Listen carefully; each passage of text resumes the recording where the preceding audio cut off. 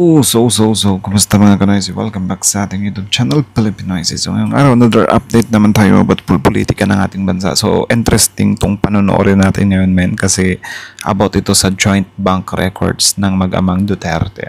So, alam naman natin na umiepal ngayon si Bibi Sara, nag-issue, galit na din siya sa mga sakim. So, tingnan natin kung ano tong 2.4 billion pesos joint account na to. Diba? Kala mo talaga kung sinong malinis, ano?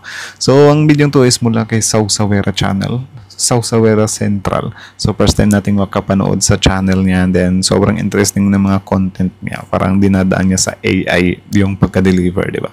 So, yun. Bago natin simulan, Sausawera Channel, supportahan nyo yan. Tapos, syempre, kung trip nyo ng mga ganitong reaction video, may kasama kayo manood, huwag nyo na rin kalimutang supportahan yung YouTube channel natin, Pilipinoisy. So, ang video to is mayroon pa na exposed 2.4 billion joint account legal implications para kay VP Sara Duterte. So, tatakbong presidente pa yan siya.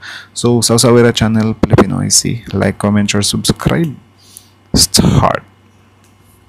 Padala mo ng mga source na to, mukhang may malaking political storm na namumuo. At ngayon, susubukan nating himayan yan. Oo. Start zero. Hey, salamat sa pagpapadala mo ng mga source na to. Mukhang may malaking political storm na namumuo. At ngayon, susubukan nating himayan yan. Oo nga eh. Ang sentro ng lahat, yung matagal ng alegasyon tungkol sa isang joint bank account na di umano'y may laman na 2.4 billion pesos. Nakapangalan kina Vice President Sara Duterte at syempre sa ama niya, dating Pangulong Rodrigo Duterte. Exactly. So ang mission natin dito, i-connect natin lahat ng dots mula sa mga binigay mong materyales. Bakit ngayon lang ulit to sumasabog? Oo, yan ang magandang tanong. Anong mga investigasyon ang posibleng mangyari?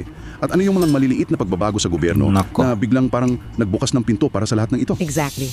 Sakit sa tinikto ng mga DDS kasi kapag ma-expose pa to lalo is magiging delikado na talaga yung presidency bid ni VP Sara. Kasi alam naman natin kung paano nila tinatrash talk, tinotalk shit si Trillanes dito, di ba? Sa usaping to. Pero kita nyo naman kapag talaga yung katotohanan na talaga or tadhana na mismo yung magsiwalat ng katotohanan, wala talagang magagawa. Wala na talaga silang magagawa. Kabulol-bulol na. Ang kwento dito, base sa mga sources mo, ay hindi lang tungkol sa pera. Tungkol to sa timing. Timing? For years, yung alegasyon na yan na unang inilabas ni dating Senator Antonio Trillanes. Tumama lang sa isang pader na bakal, walang umuusad. Walang nangyayari? Oo. Pero ngayon, may mga nagbago sa key positions sa Senado, sa Office of the Ombudsman, at biglang yung pader na yon parang nagkakalamat. Okay. Ang Tama. pag-uusapan natin ay kung bakit yung mga dati imposibleng hakbang biglang naging posible ngayon. Okay. So simulan natin sa isa sa mga pinakamalaking pagbabago. Sa Senado. Ang hint ko dito is bakit nagiging imposible siya is yun nga dahil yung ombudsman, di ba, is siya, na din siya sa admin. Yung ombudsman natin. Kasi yun nga dati, parang yung mga bank records na to kasi, marireveal na sana to kung nasimulan yung impeachment. So hinarang ng mga Duterte blocks, diba? So, yeah. Dati parang walang may gustong gumalaw sa isyung to. Tama? Pero base sa binasa ko sa mga materyales mo, iba na ang ihip ng hangin. May bago ng chairman ng Blue Ribbon Committee, si Senador Ping Lacson. Si Lacson na. Siya mismo ang nagsabing seryosong alegasyon ito na kailangan nilang silipin. That's a huge shift, di ba? Sa pinakamakapangyarihang komite sa Senado, Oo. sila yung may kakayahang magpatawag ng kahit sino mula sa ordinaryong mamamayan hanggang sa matataas na opisyal at pilitin silang tumistigo under oath. Under oath, yun yung importante. May kapangyarihan din silang mag-request ng mga sensitibong dokumento. Pero, at ito ang mahalagang linawin, ang kapangyarihan nila ay in aid of legislation. In aid of legislation. Pero syempre, expect na natin na ibabanat ng mga Duterte dyan. Pinopolitika sila. Baka sasabihin na naman ulit ni Sara, magyabang na naman ulit na, pinopolitika lang nila ako kasi frontrunner ako eh. Diba? Ako yung pinakamalakas na candidate eh. Yan yung pagmamayabang nila eh. Diba? Ianpak natin yan. In aid of legislation. So, para malinaw sa atin, ang trabaho ng Senado dito ay maghanap ng impormasyon para makatulong sa paggawa ng batas? Hindi para diretsong magpakulong. Okay. Parang fact-finding mission lang. Precisely, hindi sila korte, hindi sila pwedeng mag-file ng criminal charges. Ang layunin nila ay alamin kung may butas ba sa mga batas natin. Halimbawa, sa Anti-Money Laundering Act na kailangang ayusin. Okay, gets. Pero, at ito ang crucial part, yung mga facts na mahanap nila sa kanilang investigasyon, Oo. Lahat yan pwedeng gamitin ng ibang ahensya, partikular ang ombudsman, para sa totoong kaso. So yung kaso Yun lang. pwede talagang magresulta sa Ombudsman. pagpilitis at pagkakakulong. Yun na nga, kaya't itong Senate probe kung matuloy ay parang naglalatag ng pundasyon para sa mas mabigat na mga susunod na hakbang. At dito napapasok yung sinasabing bagong tandem ng investigasyon. Yun, Sinasabi sa mga source mo na pwedeng humingi ng tulong ang Senado sa Ombudsman para makuha yung mga bank Aray records ko. mula sa Anti-Money Laundering Council o AMLC. na dati ay imposible. Pero teka, dito ako lagi Grabe, ano? Actually, dati par, nung tinatakol na to doon sa ano, yung sa Tricomata yun. Di ba? Na parang, grabe, paano? Kasi, di ba, na, kung matatandaan nyo, nagwala or napikon si FPRD kay Trillanes that time. Meaning, ano talaga siya? Parang, oh my goodness, parang, eto na, grabe tong Trillanes na to malapit na to sa pintuan ng ano, mga sikreto namin Diba? Pero syempre, yun nga, magic nila yung ano, yung impeachment ni VP Sara. So hindi siya natuloy, hindi siya naimbestigahan. So ngayon, sobrang tawa nila, pinapalabas pa nila na sobrang linis nila kasi kung hindi daw sila malinis, dapat hindi nila narusutan yun. Men, magkaiba yung magkaiba yung na-acquit ka kasi malinis ka at magkaiba din yung nakalusot ka kasi meron kang political power. Meaning ng political power, since Duterte ka, sa Senate, meron tayong tinatawag na Duterte Block. Diba? Grupo ng mga samkain loyal sa mga Duterte. O, wag niyong i-deny yung loyal sa mga Duterte kasi yung isa dyan, kung sisindihan nyo, diba? Kung susunugin nyo, mag-aamoy Duterte. Sinabi niya yan. So, loyal sa mga Duterte. So, kaya hindi nakapasok yung impeachment na yun. Pero ngayon, parang bumaliktad na naman yung sitwasyon. Sila naman yung nautakan. Ipapadaan sa ombudsman which is yung ombudsman. Mahihirapan talaga sila. And I think kahit ako, nakukutuban ko talaga na totoo talaga itong joint account ng mag-amang Duterte to. Sige, sabihin natin, 2.4 billion. Meron talaga, parang i-defend ng mga DDS. Ano naman kung meron 2.4 billion? Men, baka nakakalimutan nyo. Diba? Hype na hype kayo, puring-puri kayo kay FPRRD na sobrang simple lang. Hindi binago yung bahay kasi hindi daw nangurakot. Ba't may 2.4 billion yan? Bakit may panggastos yan kay Attorney Kaufman dun sa ibang bansa? Diba? So meaning, yung mga DDS, nalin lang kayo. Diba? Nalin lang kayo na pinakitaan lang kayo ng bahay na hindi binago. Naniwala agad kayo na grabe hindi talaga nangurakot. Yan yung mga nakita ni Trillanes na ininvest, di ba, sa mga ari-arian. Negative. nalilito. Paano naman ang bank secrecy law? Hindi ba yan ang ultimate shield na laging ginagamit para harangan ang anumang pagsilip sa bank accounts? Yan ang classic defense. At sa ordinaryong tao, napakatibay niyan. Oo naman. Pero, para sa mga opisyal ng gobyerno, may isang malaking but. Okay. Dito nagiging napaka-interesante ng sitwasyon. Ayon sa mga source mo, ang bawat opisyal ng gobyerno ay obligadong mag-file ng Statement of Assets, Liabilities, and Net Worth, o SAL, bawat taon. Standard procedure yan. At sa bawat SAL na yan, may isang maliit na paragraph na kailangan nilang pirmahan. Yung paragraph na yon ay isang waiver. Teka. So yung pinakamalaking pader na laging ginagamit para harangin ng mga investigasyon, yung bank secrecy law, Oo, may sikretong pinto pala para sa mga opisyal ng gobyerno the whole time? At yung pinto na yon ay yung SAL nila? that's the key. Sa pagpirma nila sa SAL, essentially, sinasabi nila, pinapahintulutan ko ang Yun ba yung SALN? Sound. ombudsman na silipin ang lahat ng aking mga bank account para i-verify kung totoo ang idineklara kong yaman. Wow! Kaya ayon sa mga legal experts sa sources mo, hindi na kailangan ng hiwalay na waiver mula kay Sara Duterte. So, anong kailangan? In short pala, sobrang talino pala talaga ng admin na to par.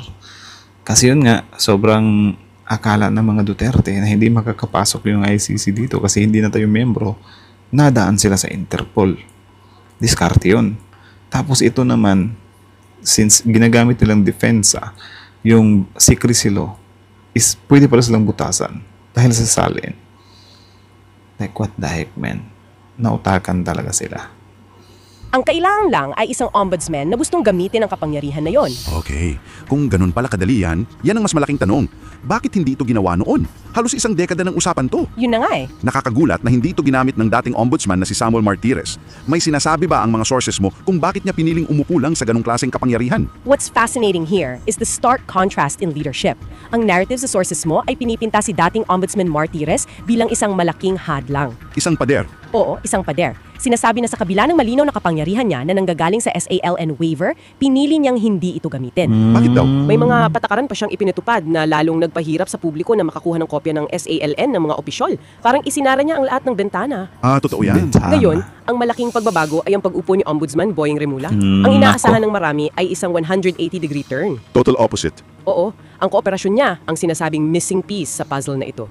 Siya lang ang Kaya aray na aray sila ngayon kay Rimulya eh. Dahil dito din. Diba? Actually, nung pumasok si Rimulya or nag-apply pa lang si Rimulya bilang ombudsman, kinabahan na sila. Like si Senator Marcoleta talaga, pinipigilan niya na eh. Hinaharang niya na sa pinto eh. Kaso wala. Iba yung iba yung karisma ni Rimulya eh. Tabi ka dyan, Marcoleta. Diba? Pasok ako dito para. Ay, nako.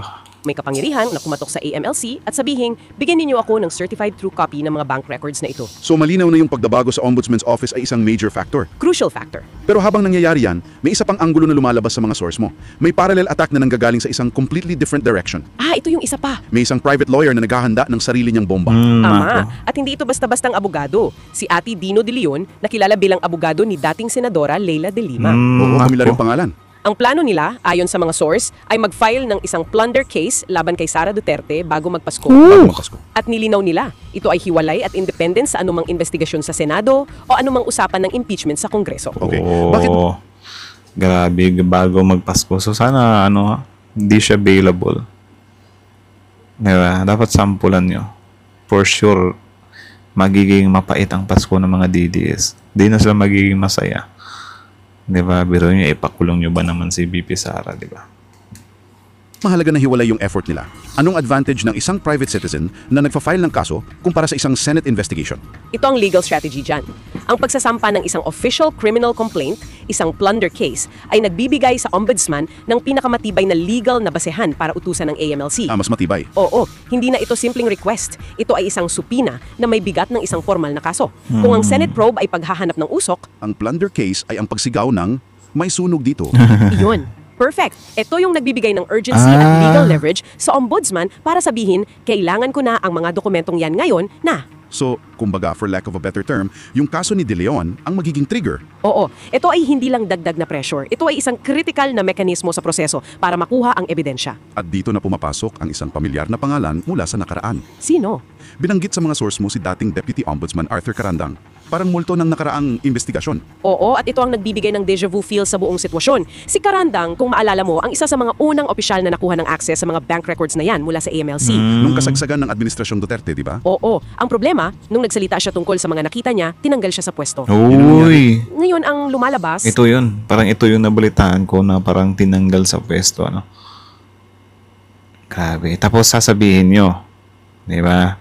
Sasabihin nyo na itong admin na to, kapag may magdi-disagree sa kanila or whatsoever, di ba? Or may mga mag-resign, ini-issue nyo agad na kesyo ganyan. Ba't tinanggal yun? Siguro may mabubukong mga sikreto. So meaning, yan din yung nangyayari sa mga Duterte. Ba't hindi nyo maipaliwanag yan? Di ba? Ano yan? Nakalimutan nyo na yung part na yan. Nasa time ni FPRD, meron ding nangyayaring mga ganyan, mga balasahan, mga kapag pakikialaman, yung ng mga Duterte, magugulat ka na lang, papalitan sa pwesto. Diba? Men, nangyayari yan sa time ni FPRD. It's just, ewan ko kung nakalimutan nyo na or naglilimot-limutan lang kayo. Tuloy. sa mga source mo ay siya ang gumagabay sa legal team ni Ate De Leon. So nasa likod Si siya. De Leon. Para siyang isang guide na nagsasabing, alam ko kung nasaan ang kayamanan. Dito kayo dumaan. Ito ang mga dapat ninyong hanapin. Wow. Parang pagpapatuloy ito Wow ng daw isang eh. investigasyon na biglang pinutol noon. At yung mga detalye na sinasabing nasa loob ng mga bank records na yon, ayon mismo kay Ate De Leon sa isang interview, Ate De Leon. ay sobrang bigat. Anong sabi? Hindi lang daw Attorney De Leon yun na. AI kasi yung dito eh. Parang nagbabasa ng voice, basta malaking pera. May mga alegasyon ng mga tseke na diumano'y galing sa mga known drug personalities. Wow. At syempre, yung pinakaugat ng lahat, paano raw umabot sa 2.4 billion pesos ang dumaan sa mga account na yun, gayong ang idineklara nilang kita sa kanilang SALN ay malayong-malayo roon. Dito napapasok yung konsepto ng presumed Parang 38 million nga lang yung yaman na dineclare ni FPRRD. Sobrang baba lang par. Mantakin mo 2.4 billion tapos 38 million. Puring-puri pa yung mga DDS that time. Nagkikrabi si tatay doon kung 38 million lang. Puring-puri Diba? Puring-puri. ill-gotten wealth. Okay, Kapag ang yaman ng isang public official ay manifestly out of proportion sa kanyang lehitimong kita, may presumpsyon na galing ito sa masama. okay, anong ibig sabihin yan sa simpleng salita? Presumed ill-gotten. Sa simpleng salita, baliktad na ang mundo. Hindi na ang gobyerno ang kailangang magpatunay na galing sa pagnanakaw ang pera mo. So yung burden of proof, nasa kanila na. Nasa kanila na. Ikaw, bilang opisyal, ang may obligasyon na magpaliwanag sa korte. Saan galing itong bilyon-bilyon na ito? Ipakita mo ang legal na pinagmulan. At kung hindi maipaliwanag, At kung hindi mo maipaliwanag ng maayos, o assume ng batas na ninakaw mo yan. Yan mismo ang esensya ng isang plunder case. at yan ang gustong patunayan ng grupo ni Ate De Leon gamit ang mga bank record mula sa AMLC. Precisely. So here's where it gets really interesting. Let's connect the dots. Meron tayong posibleng Senate investigation sa ilalim ng bagong Blue Ribbon Chairman. Check. Meron ding plunder case na isasampa bago magpasko na ginagabayan ng isang dating Deputy Ombudsman. Check. Dalawang magkaibang landas. Check. Okay. Saan ito lahat patungo? Ano ang endgame? Lahat ng ito ay parang mga sapa na dumadaloy patungo sa isang malaking ilog. Magandang analogy yan. Sinasabi sa mga source mo na ang lahat ng ebidensyang makakalap mula man sa testimonya sa Senado o sa mga certified bank records para sa plunder case ay magiging pundasyon para sa ultimate political weapon. Ano yun? Isang impeachment complaint laban kay Vice President Sara Duterte Nako. na pinaplano raw isulo sa Pebrero 2026. Uy. Narinig na natin yan dati. Feb 2026. Ano yan? Parang reckoning nung fourth week nung Feb na isinantabi ni Senate President Chis Escudero. Former Senate President Escudero. Diba? So parang I think lang to pagpapaalala ba? Eto na. Escudero, manood ka. Ito yung binabaliwala mo ngayon. So subukan natin i-impeach ulit. And I think kung every year mangyayari yung impeachment ni Bibi Sara. Kapag yan talaga hindi pa rin ma-impeach, isa lang ibig sabihin yan. Wala talaga yung batas natin patungkol sa mga politician na yan. Di nakakalusot Di ba na parang halatang-halata na na siya, parang kaduda-duda, pero alam niyo yung nakakalusot pa rin. Like, what the? Maraming beses nang sinubukan laban sa mga Duterte, pero laging nababaliwa. Anong pinagkaiba ngayon? Numbers sa House of Representatives para umusad ito at kailangan mo ng suporta sa Senado para sa conviction. Higit sa lahat, kailangan mo ng matibayan na ebidensya Na hindi makuha-kuha. na hindi makuha dahil hindi kooperatibo ang ombudsman. Ang political Yun lang. equation noon ay pabor sa kanila. Yun Kaya lang. ngayon, iba na ang calculation.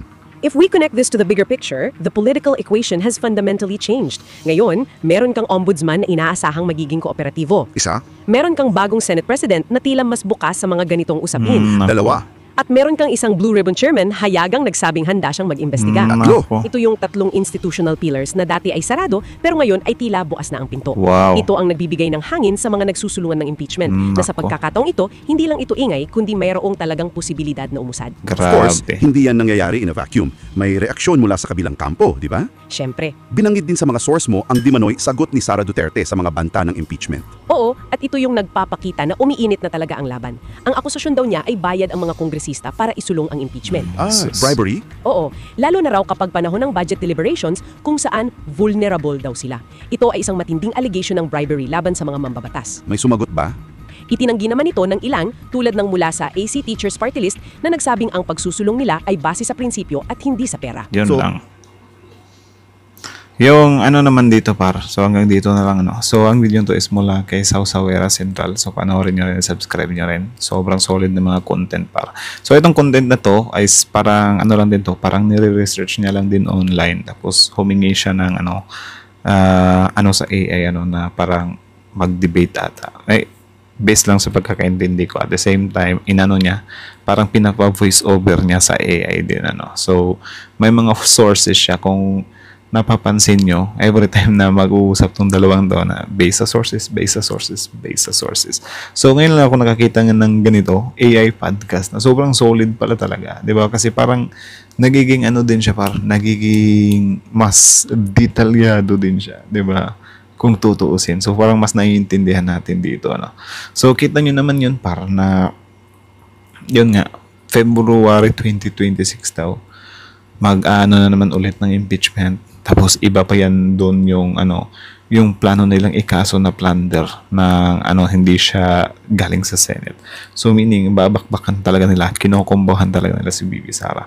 So makikita nyo naman dito is yun nga, yung ombudsman is parang same vision, Senate President same vision, tapos yung kay Ping Lacson same vision din.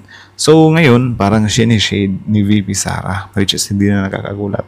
Sinishade ni VP Sara yung yung sa issue niya na kesyo yung mga congressman daw na babayaran or parang naano daw sila para mabigyan ng budget this coming 2026 or whatsoever. Kaya daw nagiging yan yung hadlang. Nagiging hatol. Siguro sige, for the sake of argument na lang. For the sake of argument na lang na walang mga walang yung ibang mga congressman dyan is go with the flow lang sila. Kasi, yun nga, takot sila na parang hindi mabigyan ng budget or whatsoever. Pero kung naman kung may mga facts naman sila na ipapakita, di ba? Di ba? Magkaiba kasi yung yung gigipidin mo yung mga congressman para lang magsinungaling, at magkaiba din yung parang nagigipit yung mga congressman, di ba? Para hindi pagtakpan yung katotohanan. Kasi evidence-based kasi yung ginagawa ng admin ngayon. 'Di ba? Hindi siya basta-bastang paninira lang na siraan nyo to. Na ebidensya eh. 'Di ba? Na kung anuhin mo talaga, itutugma mo talaga, magtutugma talaga. Or makakakita ka talaga ng something fishy. 'Di ba? So hindi mo pwedeng sabihin na dahil lang dyan. 'Di ba? It's just siguro ngayon nagkakaroon ng boses yung ibang mga congressmen, 'di ba, na okay, 'di ba? Ito lang naman yung gagawin ko magsabi ng katotohanan. 'Di ba? Kasi evidence-based nga 'yan. 'Di ba? Siguro yung sa time niyo tahimik lang yung mga sir. Pero kung iisipin mo 'di ba, na parang sasabihin nila sila, papa-impeach nila si Bibi Sara, pinipersonal nila sa kamera. Akala mo naman talaga walang ganyan sa time nila. 'Di ba? Ngayon, may mga desisyon yung kamera. Tapos pilit nilang kinukunin kay PBBM. Kunyari pa si PBBM na walang alam. 'Di ba? Ganyan. Kunyari PBBM walang alam, pero may alam siya diyan, mga nangyayari diyan sa Congress. Sige, for the sake of argument, what if totoo yung sinasabi nyo na meron ng alam si PBBM? Pero 'di ba? Yan din yung ginagawa ni FPRRD dati sa usaping ABS-CBN. 'Di ba? Na yun nga, parang sinasilence yung ABS-CBN kasi hate na hate si Duterte. Tapos yung excuse niyo? Ba't nyo sinasali si PBBM dyan? Isa kamera naman yan. Walang kinalaman si FPRRD dyan.